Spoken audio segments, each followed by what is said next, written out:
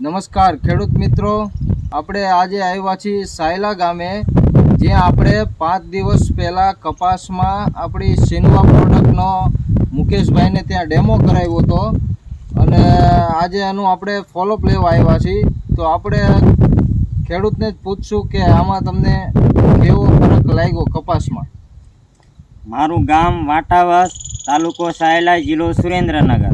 મારું નામ રંગપરા મુકેશ ચતુરભાઈ. મેં આ સિનવા દવા 4-5 દિવસ પહેલાં છાંટ્યા પીછે મને ઘણો ફેર લાગે છે.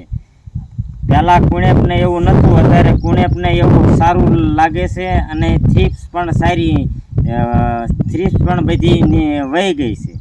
બરાબર. અને જે આપણે નથ છાંટ્યું ને એમાં કેટલો ફરક તમને લાગે? એમ પાન કડક છે, એમાં પાન કડક અને એવા છે, આમાં કુણેપ સારી લાગે છે. તો તમે બીજા ખેડૂત મિત્રોને શું સલાહ આપશો?